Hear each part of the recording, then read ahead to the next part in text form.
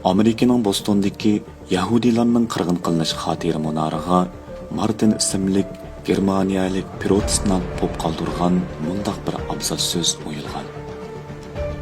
Dastlabda ular kommunizmchilarni qo'llab o'ldirdi. Men kommunist bo'lmag'achqa gap qilmay parvosiz yurdim. Orqadilla ular Yahudilarni qo'llab o'ldirmoqchi bo'ldi. Men Yahudi emas. Şuna yani hech qandaq ifoda bildirmadim. Shuningdan keyin ular katolik dini murtlarini qo'g'lab o'ldirishga boshladi. Men katolik dini murti emas edim. Shunga yana sukutda turdim. Eng oxirida ular menga qarab keldi. Endi hech kim men uchun gap qilmadi. Bu dunyodagi eng chong azob jinoyatkor qabih mushtlarning tegishi emas.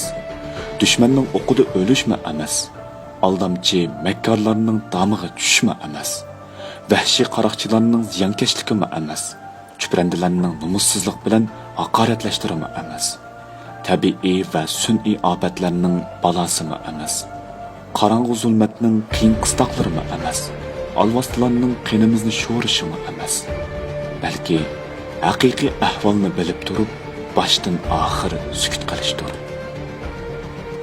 Eng ichinishliqi yomon odamlarning haddidan eshishi emas, balki yaxshi odamlarning eg'ir sukut qilishi. Agar siz adolatsizlikka qarab betaraf bo'lib turishni tanlagan bo'lsangiz, undaqda siz amaliyotda yomonlik tarafdorida turishni tanlagan bo'lasiz. Haqqoniyat va adolatga e'tiborsiz qarab sukut qilinsa, butun jamiyat buning uchun eg'ir badal to'laydi. Uningdan hech kim qochib qutulolmaydi. Rezillik oldida yomonlik qilmagan, boshqalarga ziyonkashlik qilmagan odamning qo'li qonga bo'yanmadi deb qolmang.